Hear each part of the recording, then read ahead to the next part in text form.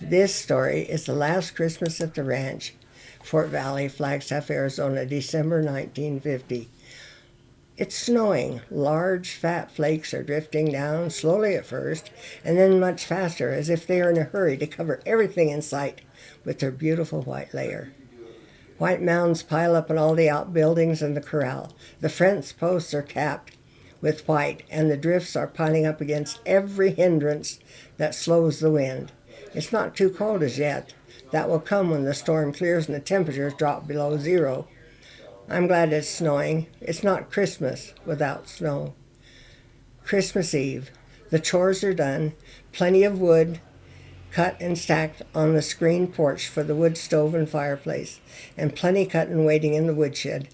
I didn't want to cut wood on Christmas Day, and we need lots of it for cooking and late evenings of singing and visiting with all the relatives and friends. Nearly all of Mom's family, 2 brothers and 2 sisters with their children, are here for our one last family holiday at the ranch. The bank had foreclosed on Daddy, and we had to leave the area. It was a bittersweet time for me. There was great excitement with all the cousins to see again, and then the move. Both of my grandmothers would be with us.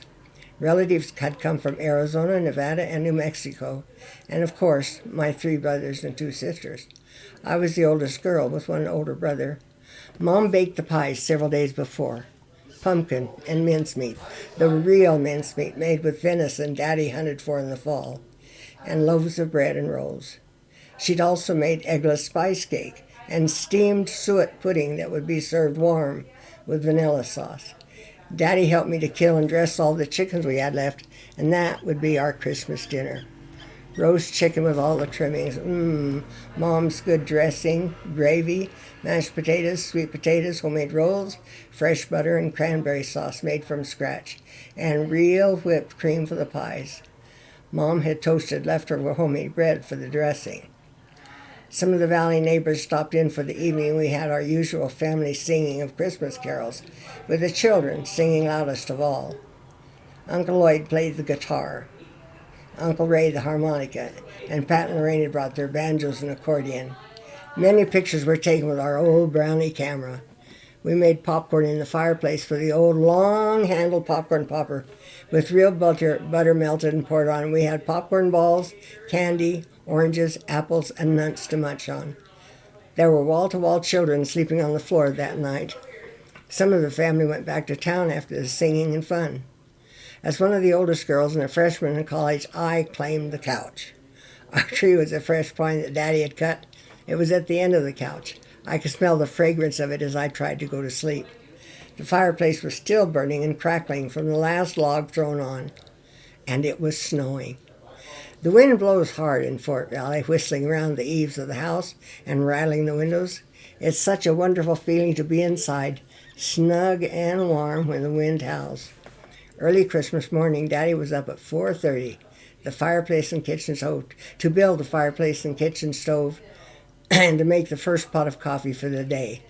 The aroma of fresh brewed coffee filled the house, and with the crackle of the fire, drew everyone out into the living room to stand in front of the warmth from the fireplace. The bedrooms were very cold, and they were not heated.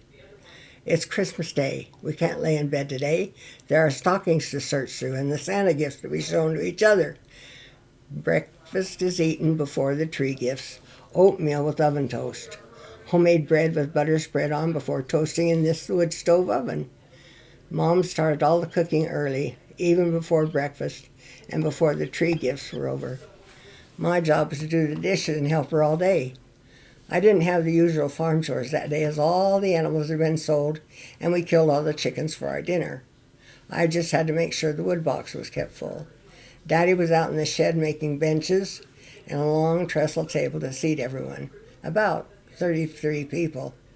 The length of the living room was taken up with the tables and benches. Our home was not very large. Each time a car drove up with family, all of us kids rushed out to greet them with, "Merry Christmas, was Santa good to you? What did you get?" Then a round of hugs, kisses, and joyful laughter, which was repeated by the adults when the newcomers entered that door to the kitchen.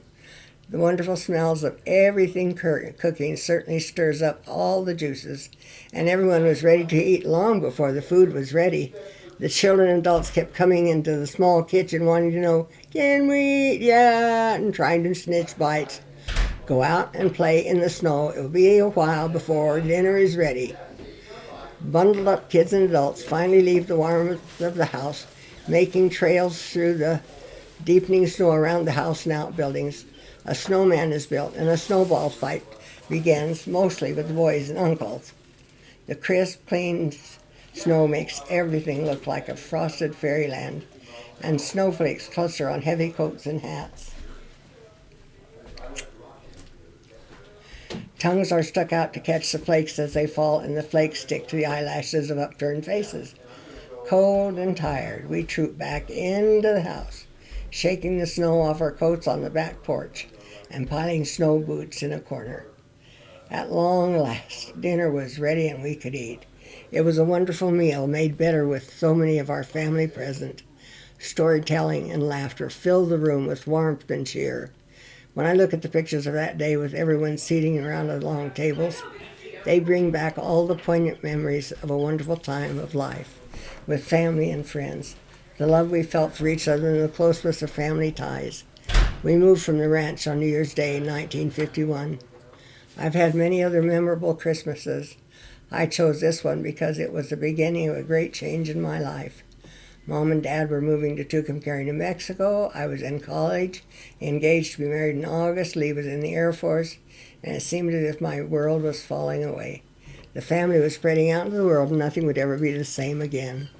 Fay Wright, 14 December 1997.